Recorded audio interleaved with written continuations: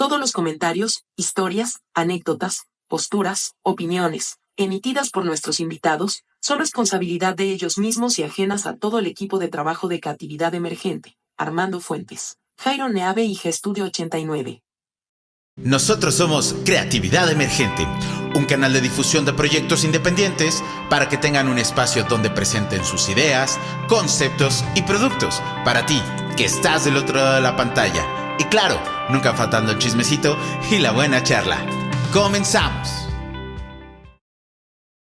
¿Qué tal? Buenos días, buenas tardes, buenas noches. A la hora que nos estén viendo, estamos en un capítulo más de Creatividad Emergente y en esta ocasión, y como todos nuestros invitados son especiales, hoy nos encontramos con Ricardo Vázquez, criminólogo y además emprendedor de aquí de Guanajuato. Un aplauso. Muchas gracias, Ricardo, por estarnos acompañando. Muchas gracias por la invitación y pues a darle. A darle, exacto. Y bueno, criminólogo. Ok, sí, les platico. ¿Qué onda con eso? A lo mejor para ustedes va a ser como, bueno, a lo mejor una carrera de moda, a lo mejor un poquito ya no tanto, pero precisamente yo empecé a estudiar haciendo cuentas, ya tiene un ratito, porque yo, soy de aquí de León y en algún momento me llamó la atención estudiar esta cuestión de la criminología para entender un poquito más la cuestión de la criminalidad. Buscando, precisamente yo soy egresado del SABES. A mí, bueno, lo voy a platicar. Uh-huh. Yo estuve en el SET, estuve en la prepa oficial y terminé en un SABES. Entonces, no es malo. De hecho, tuve tiempos muy buenos ahí. Pero yo ya traía la espinita. Alguien de repente me dijo, ¿y qué va a hacer cuando en tu futuro? Uh-huh. Dije, pensé que el futuro era hoy. Y entonces me puse a investigar y me dio por estudiar criminología. Y como aquí no había, entonces yo busqué la opción y lo más viable fue Monterrey. Okay. En el 2001, de hecho, les platico un poquito, me fui a estudiar, presenté el examen, pasé, pero como no fui al curso propedéutico, me rechazaron para ese primer ingreso. Volví a presentar, volví a pasar y después me quedé ya a estudiar allá. Cuando llego, me dicen, pues ya saben que son de 5 años, cuando yo traía la idea de que eran de 4. Uh-huh. Yo dije 4 años y me regreso. Uh-huh. Me dicen, ¿sabes qué? Pues ya es de 5 años, pues ya me quedé a estudiar allá. Estudié en Monterrey, en la Universidad Autónoma de Nuevo León, en la Facultad de Derecho y Criminología. 2001-2005. Esta facultad resulta que es aval de muchas otras universidades, por ejemplo La Salle. Entonces, tengo el orgullo de ser auriazul, mi alma mater, y bueno, creo que por ahí tengo buenas herramientas. Okay. ¿Y por qué criminología? O sea, obviamente te gustaba, obviamente nos dijiste, pero en el proceso de ya estarle estudiando, dijiste, sí es lo mío. Sí, porque precisamente me ha de repente gustado cuestionar muchas de las cosas que veo, y parte de eso es precisamente cómo piensa la gente, ¿no? Les platico un poquito. La criminología estudia las conductas antisociales. Hay una definición un poquito larga, ¿no? Uh-huh. Y a veces muy de libro, pero la criminología precisamente estudia las conductas antisociales, y no solamente los delitos. Ustedes saben que, por ejemplo, se puso muy de moda esta cuestión de los programas de CSI hace algunos años. Uh-huh. Pero la criminología estudia unas cuestiones, por ejemplo, como la prostitución, por decirlo, que no es propiamente un delito. Uh-huh. Pero son conductas antisociales que no están bien vistas en la sociedad. Entonces a mí me interesaba ver eso. A lo largo de la carrera me fui aprendiendo un poquito otras cosas y al final terminé de criminalista. ¿Cuál es la diferencia?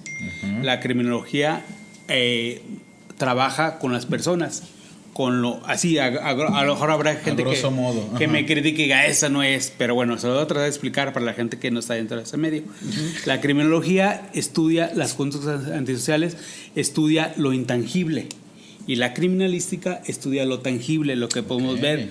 O a lo mejor una huella, a lo mejor un fragmento de vidrio, un fragmento de pintura, un arma, una herida. Esa es más o menos la diferencia. Lo que conoceríamos como las evidencias. Exacto. Que obviamente también tiene otra definición. Las evidencias son cuando ya se utilizan en un caso concreto. Pero un indicio es, por ejemplo, cuando dices, no me dice nada. O sea, no me dice nada en concreto. Pero vamos a analizarlo. Ese indicio se puede transformar en evidencia. Porque ya me sirve para un caso en concreto. Eso es más o menos. Igual ahorita me están ayudando porque ya estoy refrescando un poquito la memoria. Entonces, porque bueno, ahorita ya actualmente me dedico a otra cosa, pero eso es parte de lo que nosotros veíamos todos los días. O sea, entonces, ¿cuántos años estuviste ejerciendo? O sea, saliste de la carrera en 2005. Ajá. ¿Ahí qué pasa? Bueno, intentamos, bueno, de hecho sí lo hicimos, poner una empresa de seguridad entre varios en Monterrey. Legal, nosotros que no era una empresa propiamente de seguridad, era una empresa de prevención. Pero nos ganó el mercado. A nosotros teníamos turnos de 8 horas y dicen, no, espérame, es que los turnos son de 12 horas. El mercado sí lo dicta. Y yo no te puedo pagar por un turno de 8 horas. Entonces al final pagamos la novatada y tuvimos que entrar a la cuestión de los guardias de seguridad, que es una cuestión complicadísima, ¿no? Porque hay empresas, sin decir nombres, que de repente dicen, respiras, pásale, aquí es. Entonces por eso los servicios de seguridad privada de repente han sido muy menospreciados, pues porque no hay esa selección, no hay esa capacitación, no hay esa profesionalización. Eso. Que de repente nosotros intentamos hacer. Y que el trabajo en sí lo exigiría, ¿no? En un deber ser. Sí, porque incluso nosotros tuvimos una primera... Ay, de repente no sé ni cómo andaban esos rollos, pero bueno. Nosotros tuvimos una entrevista con una escuela, ahorita no recuerdo el nombre, pero es de las más caras de Monterrey. Los chavitos van con escoltas y todo el rollo. Y entonces le dices, no, espérame, nuestra idea es hacer un plan de prevención con los chavitos, hacerles un expediente de las conductas, de cómo se llevan a cabo. Pero obviamente dicen, no, espérame, aquí no puedes hacer eso. Porque ¿cómo vas a decir que mis niños están deschavetados, que se les zafa la tuerca? Sí, entonces fue una cuestión muy complicada. Esa escuela incluso creo que se llama irlandés, algo así, si no mal recuerdo. Dicen, espérame, pues no puedes hacer eso con los niños. Nuestro mercado es muy caro como para que tú vengas y me digas, eso está mal. Sí. Fue de los primeros intentos que hicimos y de ahí pues ya nos enfocamos más a la cuestión de seguridad privada. Ok. Ya, eso, o sea, la empresa funcionó ciertos años. Sí. Después te metiste a dar clase. Después, nosotros tuvimos un acercamiento con la entomología forense. Entonces, de hecho, no hay muchos entomólogos forenses y probablemente todos los que haya sean biólogos. Nada más para entrar un poquito en qué es. ¿Qué es? Ajá. ¿Cómo? Igual, entomólogo. Un poquito una pausa, porque precisamente si la gente que está comiendo, desayunando o ingiriendo algún alimento, déjenlos de lado. Bueno, o acaben, háganle pausa y ahorita le siguen. Sí. La entomología forense tiene que ver con el estudio de los insectos en la datación en tiempo post-mortem. Igual van a recordar un poquito. Creo que Grissom del CSI, creo que era él estudió entomología forense. Entonces la entomología forense tiene que ver con principalmente con esa datación de tiempo, del intervalo de tiempo post-mortem. Les explico más o menos. Un ser vivo, en este caso lo que nos interesa a nosotros, la muerte de una persona, tiene un proceso de degradación, una etapa que transcurre, y cuando los insectos llegan a cierta... Cada insecto tiene su etapa muy fija, depende del clima, depende de muchos factores. Y entonces nosotros lo que hacemos era estudiar los insectos, que ya se hacía, sí. Pero precisamente nosotros hicimos ese match con el doctor Humberto Quirós y la doctora Ariadna de la Facultad de Ciencias Biológicas de ahí mismo de la universidad. De hecho, cuando nosotros hicimos ese match, ellos ya sabían muchas cosas, pero cuando nosotros dijimos, nosotros podemos implementarlo en seres humanos, dicen, wow, o sea, ese es el alcance que necesitamos. A eso es a lo que queríamos llegar, porque en el primer congreso que nosotros fuimos a Acapulco, había gente que decía, de todas las partes del país, decía, no, nosotros lo hacemos con peces, nosotros lo hacemos con cerdos, nosotros lo hacemos con perros, con gatos. Hay una persona, incluso en ese entonces había un chavo en Guadalajara que trabajaba con miembros amputados, de donaciones médicas. Pero nosotros cuando dijimos, nosotros podemos ver toda esta evolución ya en una persona, que era la parte que queríamos llegar, o que ellos querían llegar, el campo se abrió. O sea, hicimos lo que tenemos que hacer.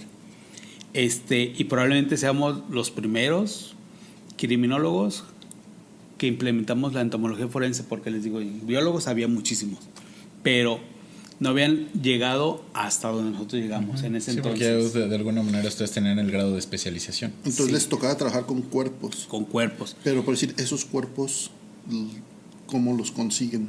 Ok.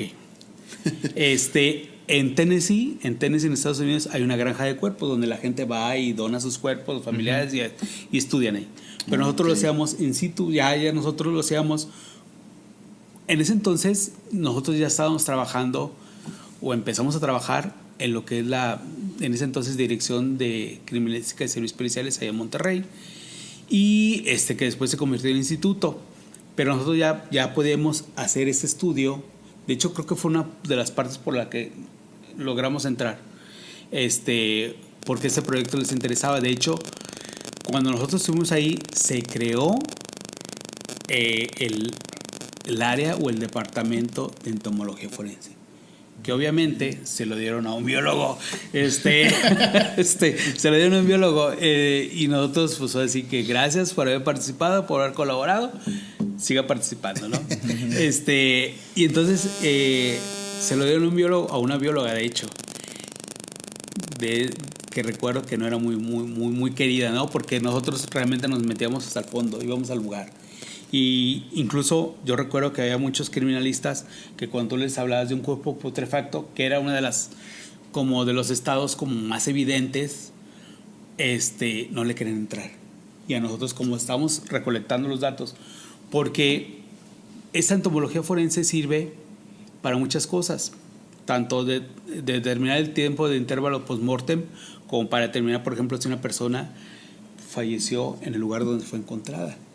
¿Por qué? Porque en un lugar tenemos muchas condiciones, tanto altitud, clima, si el cadáver está en un lugar expuesto o no, si la forma en que murió, muchas condiciones, que eso nos van a dar diferentes variantes.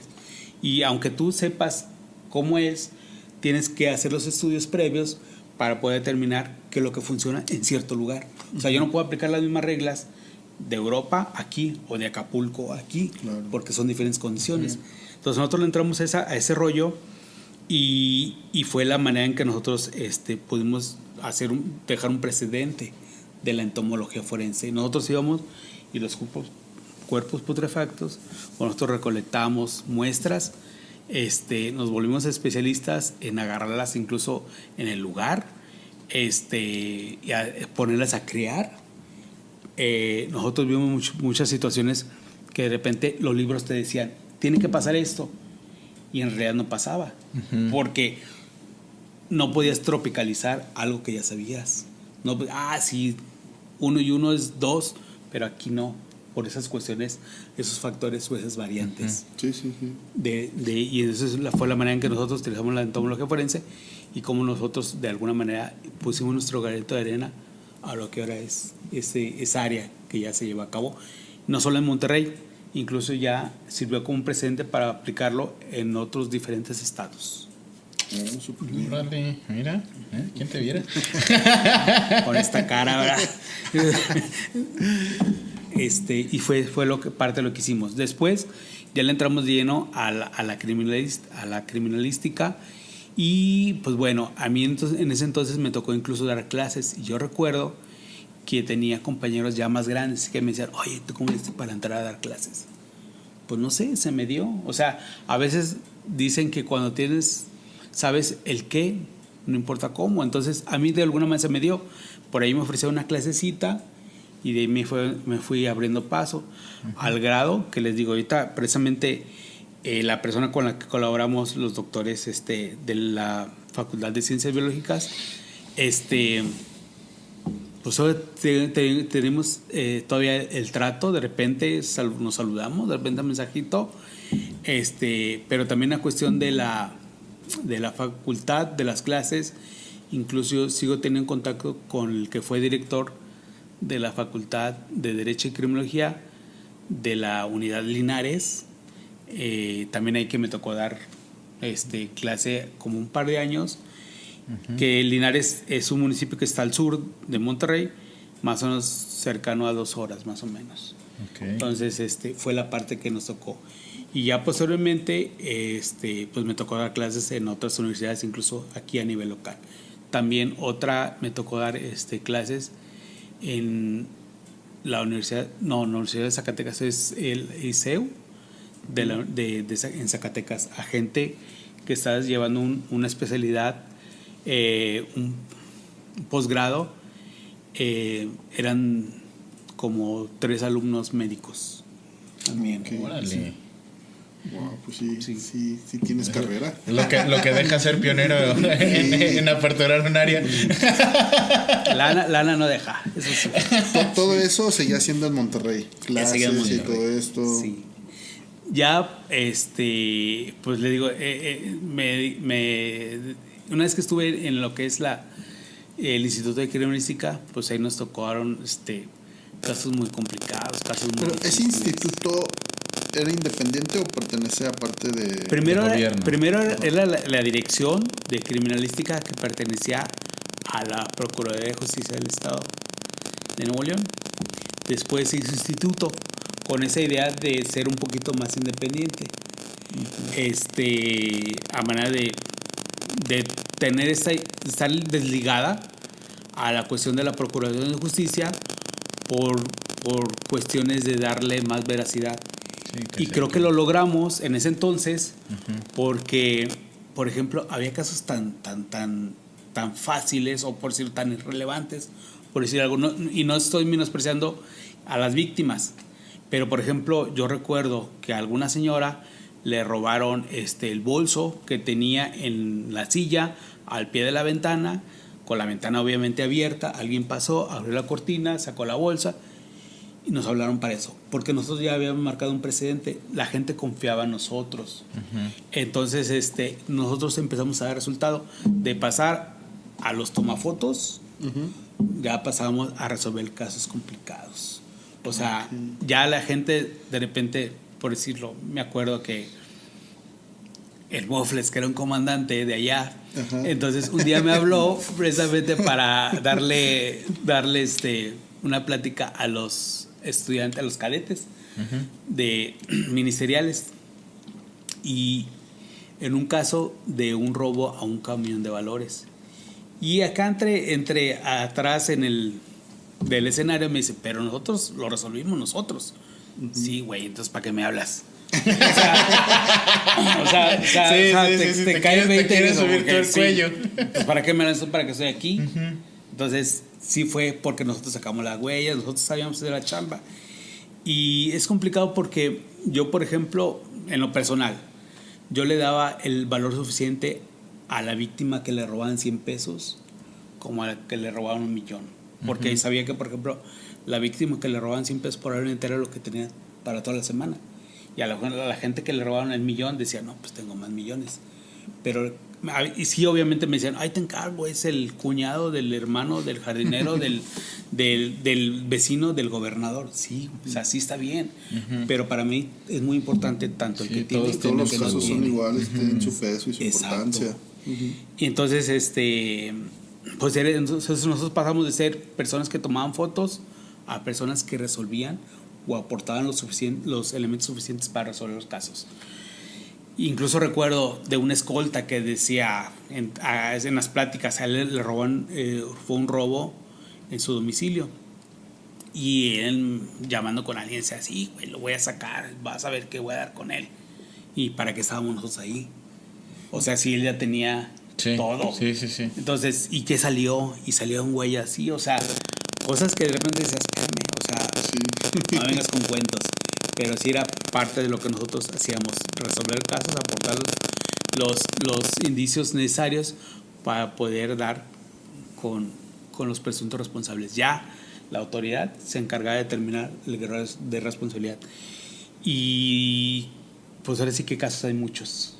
Y igual en el transcurso de la plática pues van a ir surgiendo cosas, porque incluso yo hace tiempo tenía la idea de hacer un libro. Ya le he dejado mucho, pero es un libro que incluso se iba a llamar Ciertas cosas ciertas. Okay. Que tenía, o sea, su grado de complejo, pero yo siempre pensé que la cuestión de tener este resultado en la criminalística era un poquito de suerte, un poquito de técnica y un poquito de sentido común. Porque me tocó conocer compañeros que decían, no, hombre, ahí es como se va. A mí, no, bueno, me va a parar un poquito el cuello, pero eran las personas que me hablaban cuando eran casos un poquito complicados. ¿Por qué? Porque decían, ¿a quién le toca? A fulanito. No, a fulanito no lo mandes. Entonces, y era un poquito pues frustrante, porque le pagaban al mismo que no sabía hacerla, Lo como que al te mismo pagan que a ti. me Sí, pagan a mí, exacto. aunque tú le pusieras el triple de empeño. Sí, sí. Entonces era de repente llega un momento en que dices, espérame, pues como que algo no está funcionando. Sí, algo aquí no cuadra. Exacto. Entonces fue la cuestión en lo que me desempeñé en ese entonces. Okay. ¿Y estuviste ahí muchos años dentro de Sí, lo estuve. que ahora es fiscalía? Sí, ahora es el Instituto de Criminalística, pero sí nos tocaron, por decirlo, casos relevantes que a lo mejor mucha gente que se acordará. En el caso del Casino Royal, 52 personas fallecidas, un caso muy, muy complejo, o sea, no tanto en la técnica que sea compleja, sino en la cuestión de repente cómo lo asimilas. El caso, recolectar los restos de Jenny Rivera. A lo mejor les habrá sonado el caso de la matataxistas, que de repente yo he visto ya muchos videos en internet, en YouTube, pero que cada vez que lo cuentan se aleja más de la realidad, ¿no? Entonces sí, es una cuestión que vende, pero de repente se va perdiendo. Casos complejos, por ejemplo, como violaciones de niños, ¿no? Un caso muy, muy particular. Y de repente situaciones donde, híjole, tenés que usar un poquito de cabeza fría, ¿no? Porque tenés que pensar. Imagínate que, por ejemplo, tú llegabas en el momento más difícil de la persona y tú tenés que sacar los datos, sacar información, porque esa es tu chamba. Y el detalle era precisamente aportar la información necesaria para poder resolver un caso. Imagínate que la gente dice, está destrozada, y tienes que cuadrarla, ¿no? Porque a veces, por ejemplo, le decías, oye, ¿hace cuánto pasó esta situación? No, pues hace mucho. Para ti que es mucho, para ti que es mucho, para mí que es mucho, probablemente no vamos a cuadrar en una idea. Sí. Claro. Entonces, a ver, ¿cuánto es mucho? ¿Años? No, meses. ¿Qué tantos meses? Bueno, 3 meses. A lo mejor para esa persona era mucho, pero tienes que ir acotando. Sí. Y darle la información lo más precisa. Entonces era una de las cosas bien complicadas que nosotros teníamos que hacer.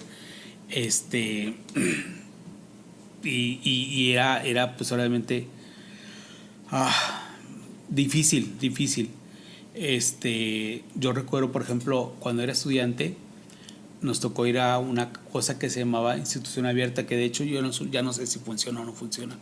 Era una cárcel que la gente vivía ahí, por decirlo, bueno, van a decir que todas las cárceles viven ahí, sí. Pero por ejemplo, estos vivían ahí en la noche, dormían ahí en la noche, y en 3 semanas salían a trabajar. Los sábados iban a su casa y regresaban el domingo en la noche. ¿Por qué? Pero tenían unas condiciones muy especiales, porque eran primodelincuentes, o sea que delinquían por primera vez, que eran no delitos graves. Y entonces yo recuerdo que esa vez, cuando éramos estudiantes, nos tocó ir, y a mí me daba miedo preguntar a la gente que por qué estaba ahí. Me chiveaba. Sí. Después, pues era cosa de todos los días, ¿no?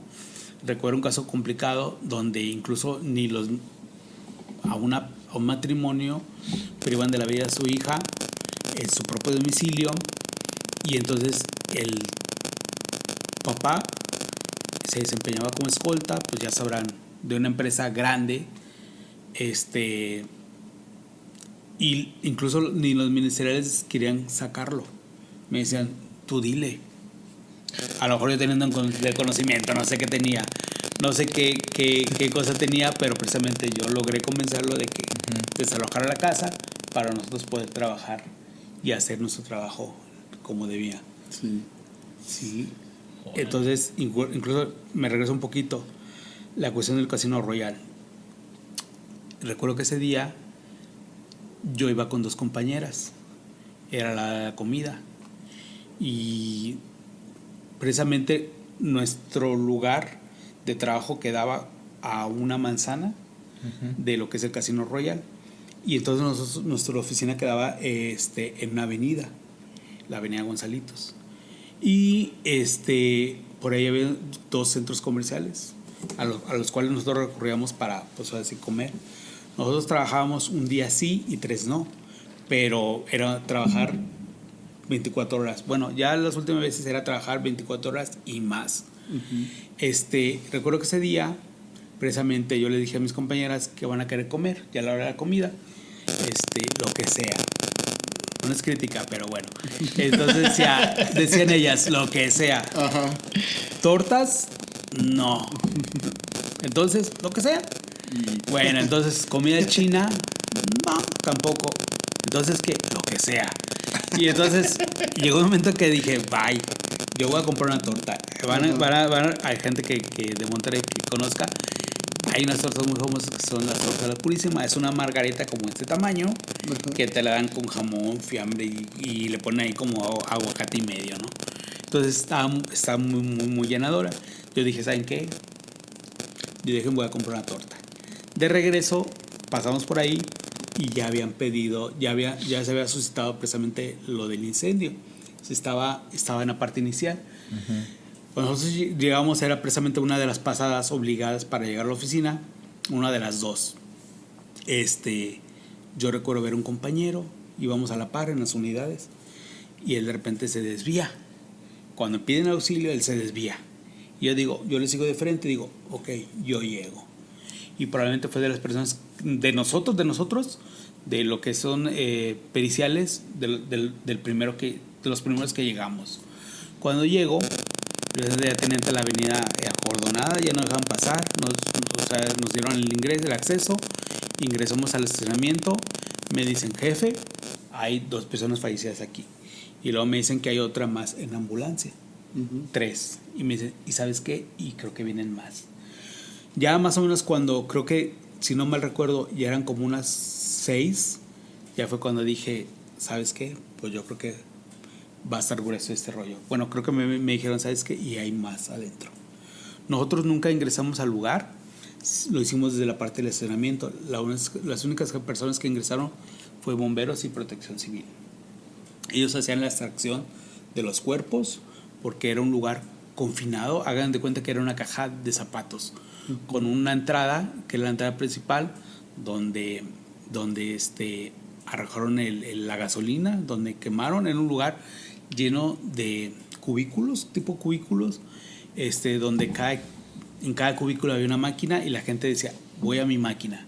Llegaban 2 o 3 personas, decían, yo ahorita vengo, voy a mi máquina. Llegaron, prendieron eso, se combustionó muy rápido. El humo, pues ahora sí que la desesperación de la gente, la paranoia, el miedo, el instinto de sobrevivencia hizo que mucha de la gente se replegara a una supuesta salida de emergencia que estaba cerrada, que era un lugar que daba a un estacionamiento para, creo que empleados, donde tenía una cortina de esas que son mitad cerradas y mitad todo con rejas. Entonces, una supuesta salida de emergencia que no era salida de emergencia. Entonces, mucha de la gente falleció ahí, no por la cuestión de las quemaduras, sino por la intoxicación. Entonces, cuando me dicen, ¿sabes qué? Va a haber, creo que hay más cuerpos. Fue cuando yo precisamente le comuniqué a mi jefe, oye, se me hace que va a estar grueso aquí. y ya empezaron a llegar. Como les digo que no hacíamos ni 2 minutos de ahí a lo que era de la oficina al casino, pues ya llegó el apoyo.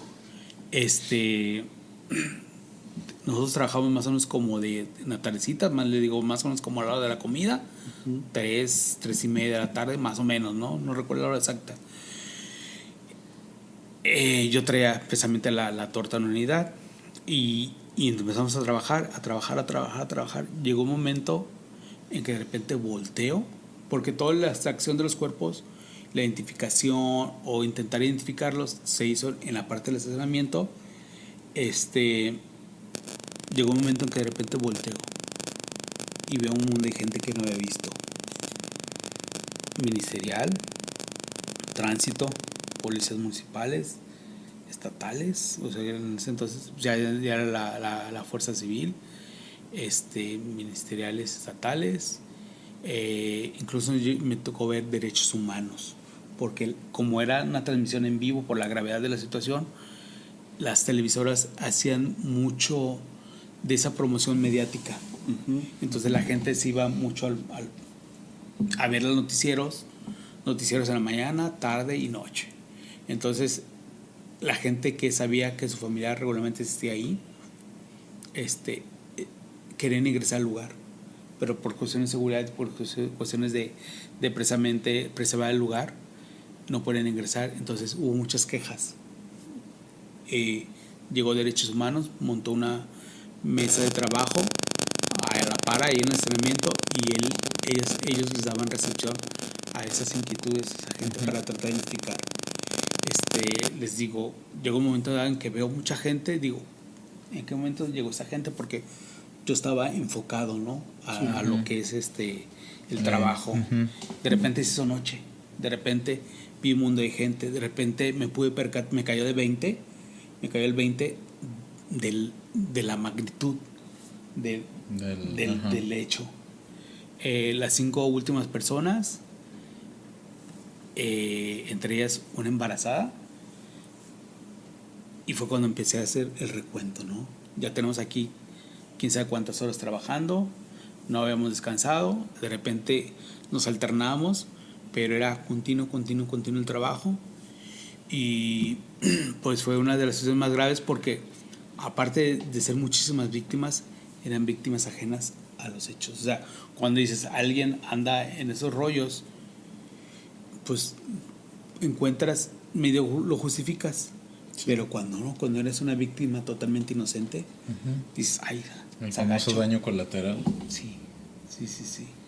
Sagacho. Les voy a platicar, por ejemplo, de lo que es la matataxistas, que eran una señora más grande que los chavos, porque creo que eran uno de los chavos que estaban en complicidad. Ellos paraban taxistas, hombres maduros ya de cierta edad. Hagan de cuenta que estamos hablando de Ibarrilla o de Comanjilla, un lugar un poquito más alejado ya de la ciudad, de la urbana. Le decían, llaman para tal lugar. Yo siempre he sido de la idea de que nadie delinque en un lugar que no conoce.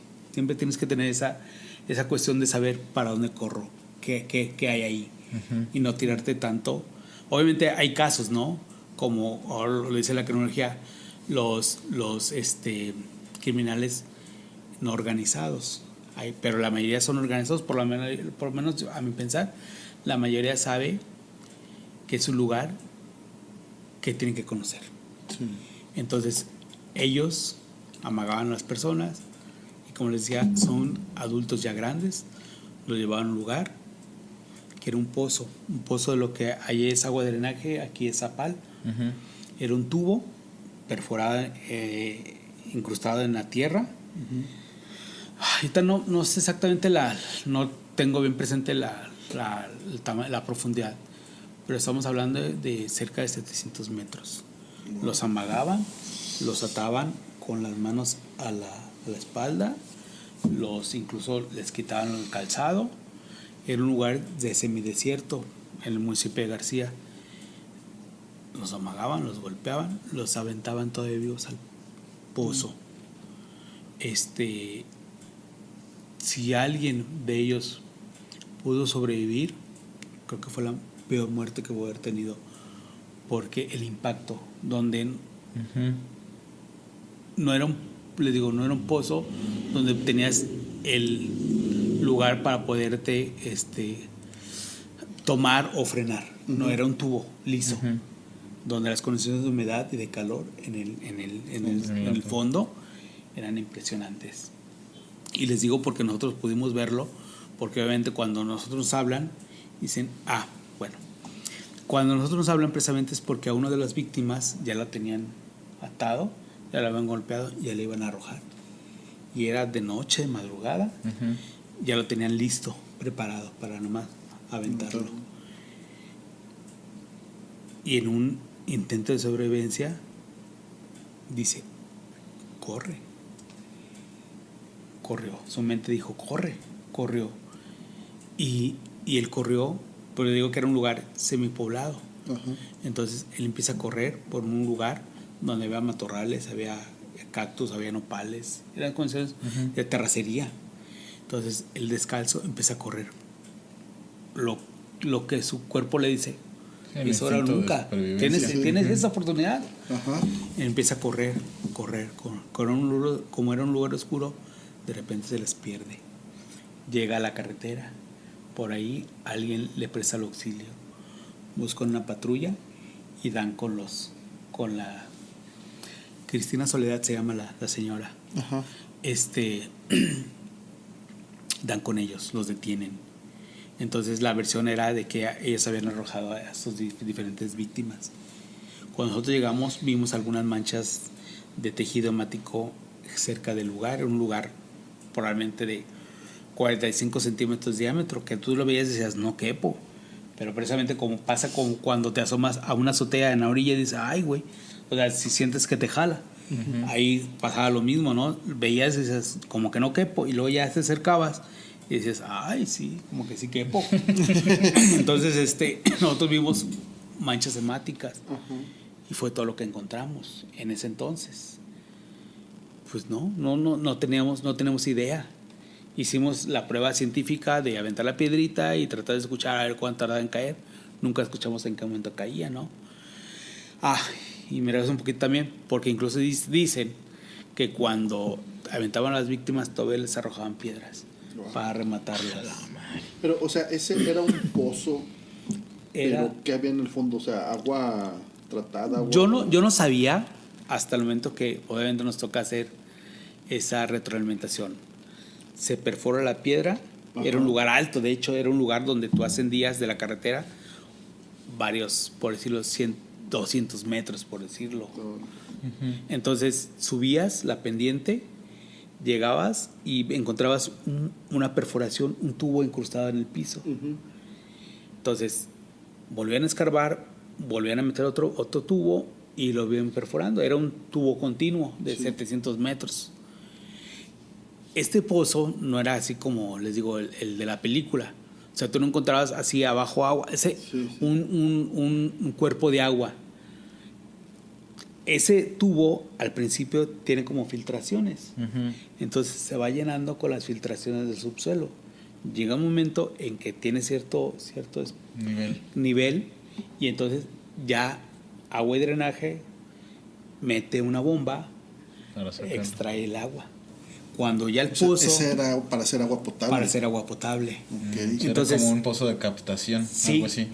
Porque incluso tenía, junto al pozo, había como un cuartito, una construcción, donde probablemente tenía la planta de luz o el motor, no sé, la planta de luz para darle a fluido eléctrico a la bomba y sacar el agua para de alguna manera de distribuirla.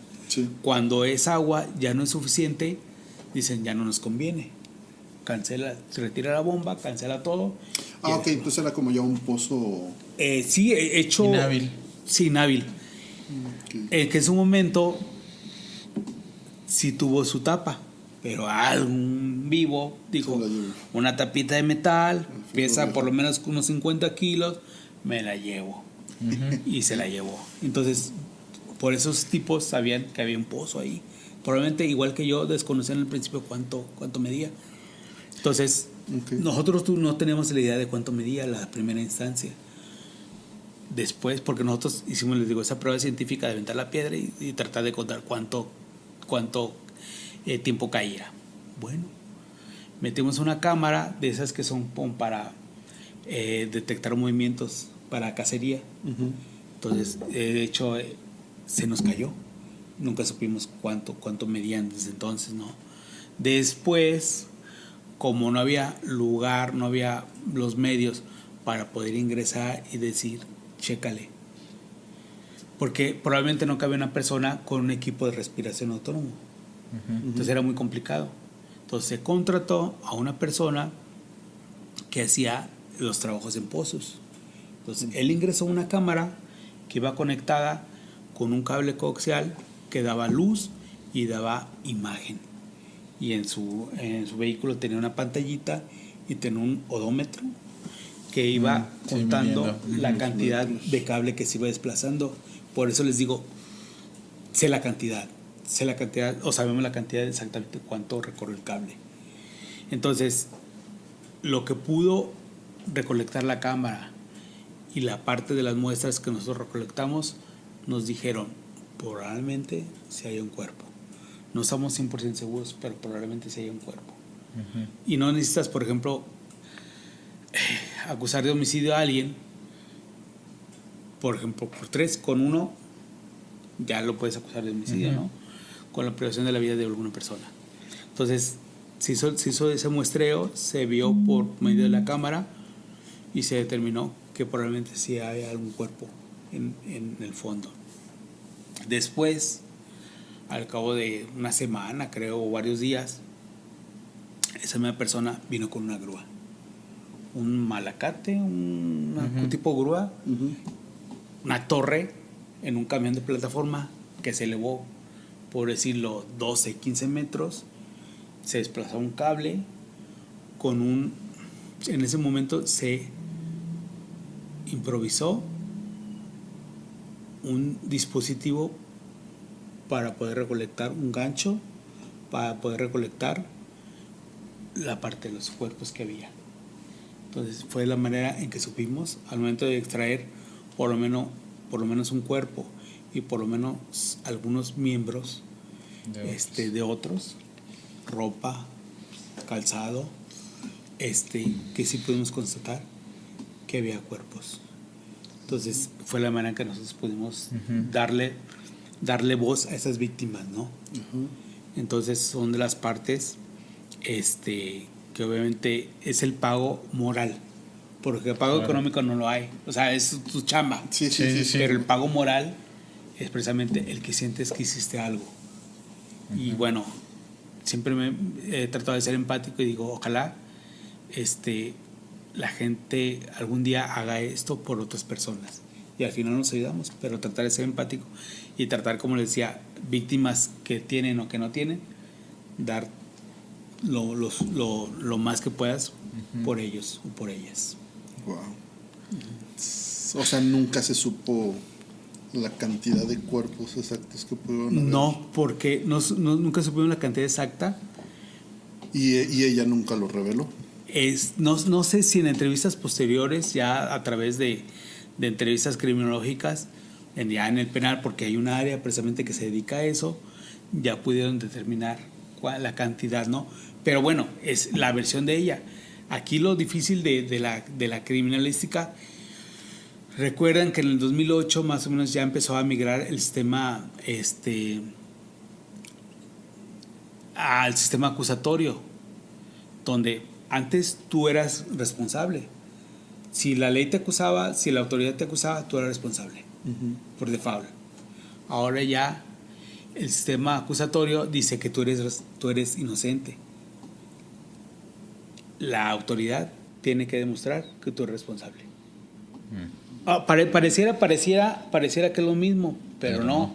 O sea, antes, bueno, en teoría, porque van a decir, yo he sabido de muchos casos que no pasa eso, ok, en teoría. O sea, en un sistema, en un mundo ideal, Eso debería pasar. Sabemos que la realidad es otra. Pero antes agarraban a alguien y decía, záfate. Ahora no. Ahora se supone que la ley dice, ¿sabes qué? Si a ti te acusan, tú por default eres inocente. La autoridad tiene que comprobar que si eres que culpable. tú eres culpable. Y entonces, por eso precisamente está complicado, porque ya ahora tiene que ver meramente un indicio que te vincule. Antes decía, ¿sabes qué? Yo sé que lo mató. Yo sé que lo privó de la vida. Y todos lo sabemos. Pero al no haber un indicio, una evidencia que relacione, no hay manera de que... Por eso ahora lo vemos, que muchos de los juicios se llevan en libertad. Hasta que no haya un... O sea, vete. No te alejes mucho. Por favor, te lo pedimos. Aquí vamos a andar. No te alejes mucho. pero hasta que nosotros te hablemos, en el juicio podemos demostrar que fuiste tú. Sí. Ese es lo que ha cambiado. Y es complicado porque muchas veces dices, yo sé que él es responsable. Sí, pero no hay una evidencia que lo ligue. Entonces, sí está complicado porque ahora se habla de una justicia restaurativa. Que de restaurativo no hemos visto nada. Se habla que la justicia es pronta y expedita. Y ni es pronta y ni es justicia. Entonces, está complicado, ¿no?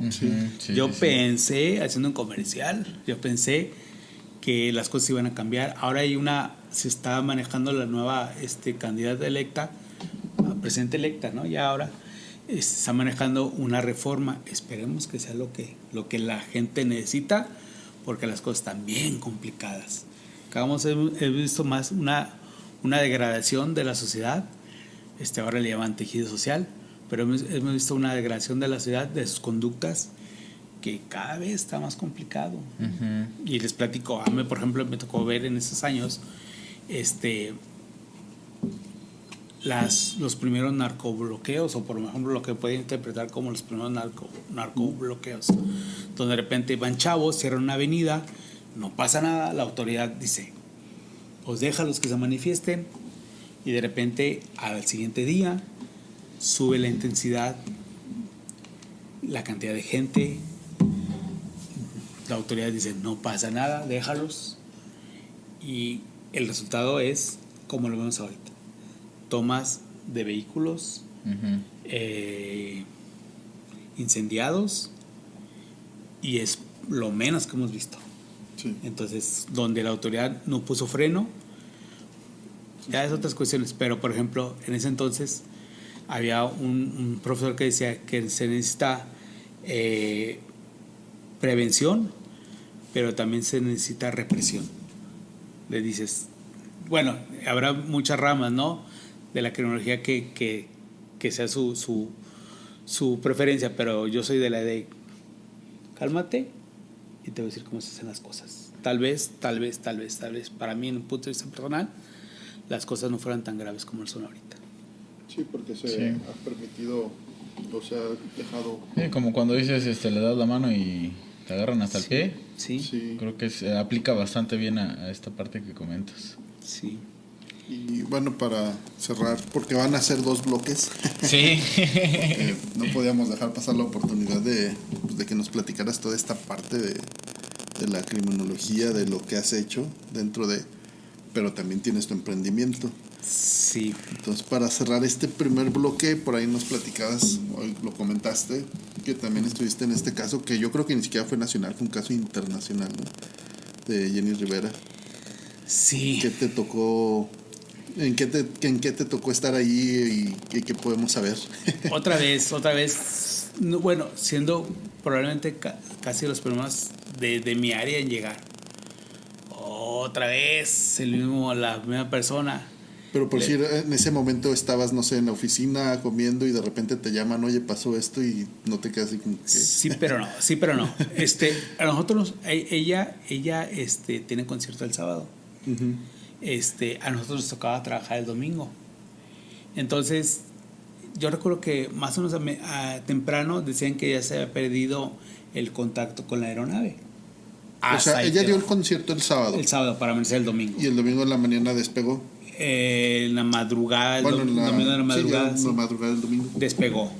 Y a mí precisamente me toca entrar a laborar el domingo. Y como les decía, nosotros primero trabajamos de 8 a 8 de la mañana, de 8 de la mañana a 8 de la mañana. Después nos recorrieron un poquito el horario por cuestiones de que se necesitaba, que a veces llegabas y te encontrabas con herencias. Herencias nosotros llamábamos a que de repente pasó algo y te decían, es que tiene 20 minutos que salió. Y cuando preguntaba, el nombre salió a las 3 de la mañana, a las 5 de la mañana. Nada más que obviamente el grupo que iba saliendo decía, no, pues es que me voy a tardar mucho. Mejor ahí lo voy mareando, ahí lo voy bailando y ahí lo dejo al que entre, que llega fresco, tiene todo el día. Entonces, ahí nosotros llamamos herencias.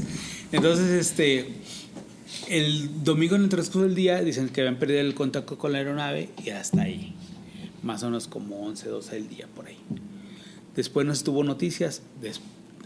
Ya un poquito ya entrada la tarde, dicen, ¿sabes qué? Ya se localizaron los restos en un municipio que se llama Iturbide.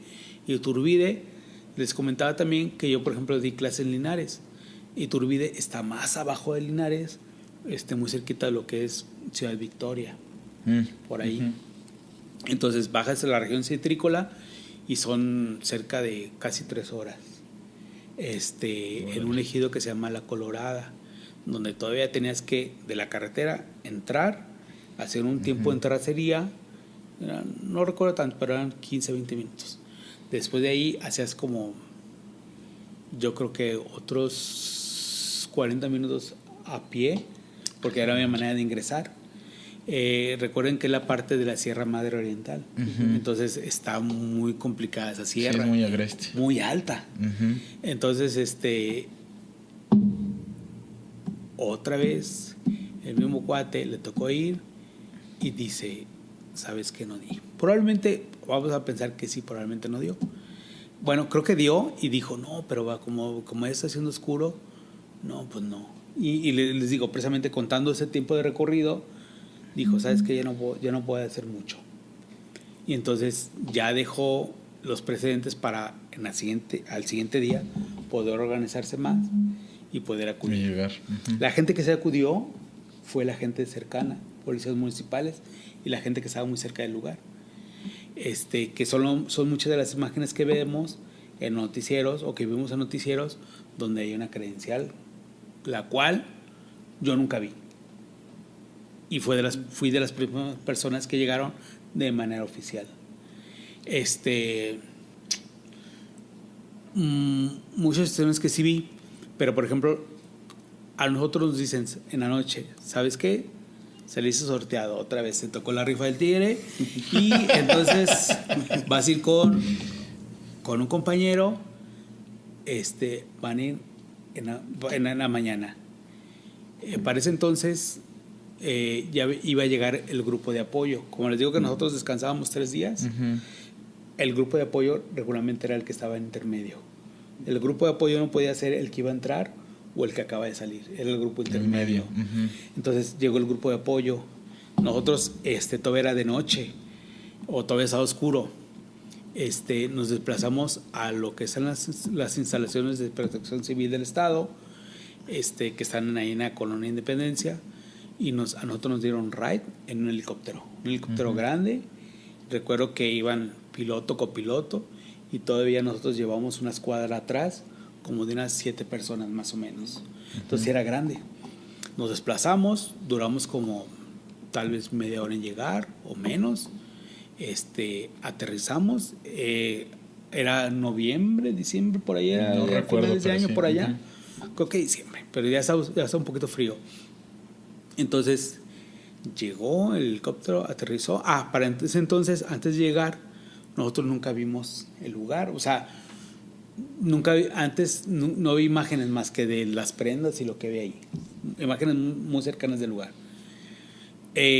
Cuando nosotros íbamos llegando al lugar, dice el piloto, por medio de los audífonos, dice, les voy a decir dónde es, les voy a mostrar dónde es.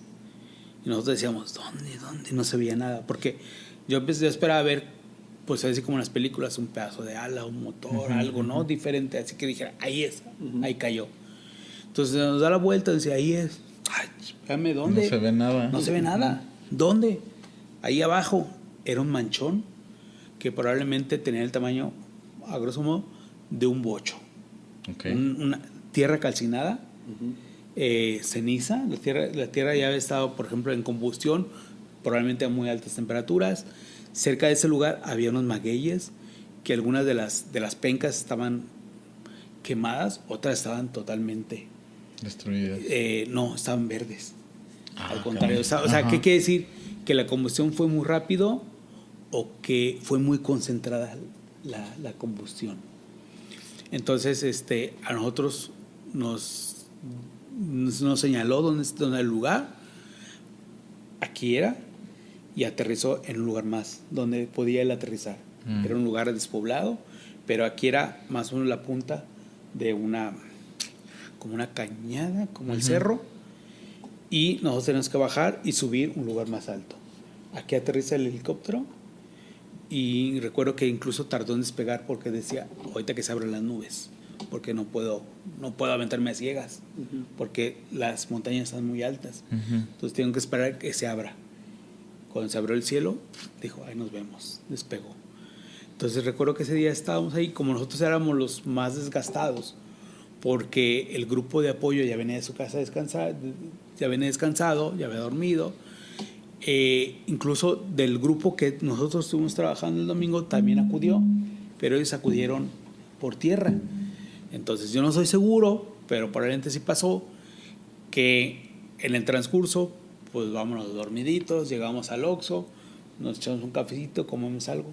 Nosotros no, mi compañero y yo íbamos en vivo y llegó un momento dado en que nosotros dijeron, ¿sabes qué? Pues como ustedes vienen más cansados, súbanse un poquito a descansar.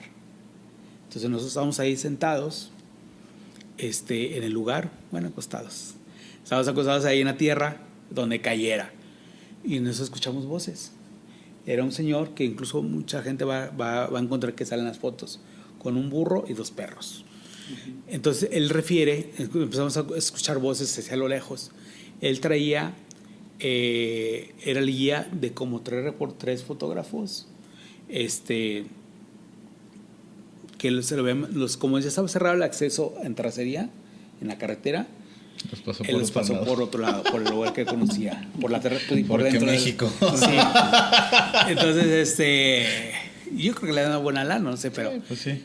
Creo que se llamaba Cipreno, no sé, pero el chiste que él dice, él refiere, él nos contó, dijo, yo estaba en la madrugada y escuché un tronido, así, palabras de él, ¿no?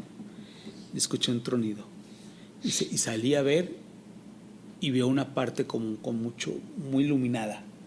Y él pensó, palabras de él también, dice, es un aerolito, meteorito, no sé qué pensaba. Y dijo, es un aerolito. Se acostó a dormir otra vez. Y ya, eso fue una madrugada. Y como pues obviamente cierra y no hay iluminación, probablemente eso destacaba, ¿no? Entre el panorama. Entonces él llegó con nuestros reporteros y fue cuando nos dijimos, aquí teníamos cosas que habíamos recolectado. Cuando nosotros llegamos al lugar, fue muy impresionante porque vimos ese famoso vestido rosa, así tendido en uno de los árboles. Vimos maletas, vimos pedazos de metal, pero nada figuraba como ser una parte de avión. O sea, no había un ala, no había un motor, no había una cabina, eran puras partes, puras láminas. Entonces era un avión que era viejo para ese entonces, o por lo menos no era reciente. No vimos cuerpos como tal, solamente fragmentos de tejido. Probablemente hubo por ahí 2 o 3 cosas más grandes, pero fuera de eso no vimos nada más. Entonces imaginen que es un impacto a mucha velocidad, mucha altura, donde, por ejemplo, en los accidentes de tránsito terrestre, cuando es muy rápido, los vehículos van muy rápido, regularmente hay una polifractura de los huesos de las víctimas. A veces los tratabas de tomar y no podías agarrarlos bien porque no tenían esa parte de estructura del tejido óseo. Entonces, imagínense aquí, de lleno.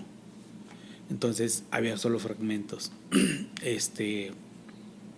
Entonces, imaginen, les voy a hacer la explicación un poco burda, pero imagínense que es un rallador de queso, donde una parte salía proyectada y donde topaba con pared, donde topaba con una vegetación o piedras, se detenía. Lo demás seguía viajando hasta el momento que todos esos fragmentos pum, pum, pum, llegaban a un lugar a detenerse. La inclinación a veces alcanzaba hasta los 45 grados. Hay fotos donde nosotros estamos escarbando para buscar piezas o buscar indicios, y nosotros estamos con un pie recargado en la pared, en la tierra, y con la otra buscando aquí. O sea, la inclinación era casi así. Órale. Nosotros fuimos primeramente por la parte de los restos humanos. Va a ser un poquito complicado, pero voy a tratar de explicar. La cuestión de la aeronave corresponde a una investigación federal, por ser una competencia para la aeronáutica civil. La cuestión de la aeronave. La cuestión de los cuerpos corresponde al Ministerio Público del Fuero Común o local, que es el levantamiento de los cuerpos, la identificación y así que la entrega de los restos a sus familiares. Eso lo hicimos. Yo recuerdo haber ido como les digo que en días, cada 4 días, me tocó como unas 3 o 4 veces más o menos, pero no que solamente haya ido yo, sino que obviamente era un día yo, otro día de equipo, pum, pum, y no dejamos día sin ir.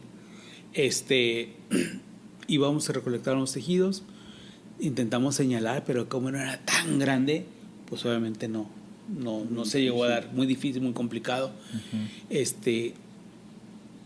Señalábamos cada parte de tejido, lo que fuera. Se metía en una bolsita, se rotulaba y se entregaba a lo que es la CEMEFO. En CEMEFO, probablemente ellos lo que hicieron es tratar de, histológicamente o por cuestiones anatómicas, por ejemplo, es muy diferente mi piel a tu piel, es muy diferente la piel, por ejemplo, de un hombre a una mujer, de un joven a un viejo. Entonces, esa es la manera en que hacen esa... Quisiera pensar esa distinción, esa clasificación. Y entonces es la manera en que entregaron los restos. Nosotros lo que hicimos es recolectar el tejido de los cuerpos. Posteriormente recolectamos las pertenencias para entregarlas a sus familias. Maletas abiertas que habían explotado pues por el impacto, un vestido, pantalones, zapatos. Recuerdo mucho estas piezas para maquillaje, brochas, que estaban esparcidas probablemente en el tamaño de unos 3 campos de fútbol. Entonces imagínense con esa tierra que se desmorona, con esa vegetación densa. Entonces probablemente, bueno, no es invitación, pero probablemente la gente que vaya y que meta un detector va a encontrar todavía piezas, fragmentos de la aeronave y algunos artículos. Entonces sí fue complicado, fue difícil, pero otra vez, o sea, a mí no me importaba si era famosa, si no era famosa, precisamente lo que queríamos es darle, hacer el trabajo bien. Y fue de las cosas que aún recuerdo, porque incluso creo que de las personas que, por ejemplo, de nuestro equipo que estamos trabajando, probablemente sea yo y el del compañero las únicas fotos que haya, que se ve donde estoy recolectando unas muestras, pero esa era solamente en la cuestión de estar guardando los indicios que ya habíamos recolectado, porque no era precisamente el lugar de trabajo quedaba unos cuantos metros, decenas de metros más abajo, y era un lugar que obviamente no estaba precisamente acordonado por la extensión, pero sí había gente que vigilaba y decía, no puedes ingresar.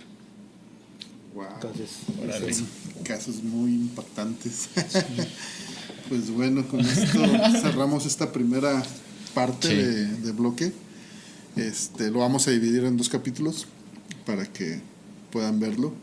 Y bueno, pues gracias por esta parte de compartirnos todo esto de tu carrera, de lo que estudiaste, que es súper interesante, y estos casos en los que estuviste, gracias por compartirnos Sí. un poco de ellos. Y luego uno no dimensiona, o sea, no tiene como esa conciencia de lo que implica este tipo de trabajos.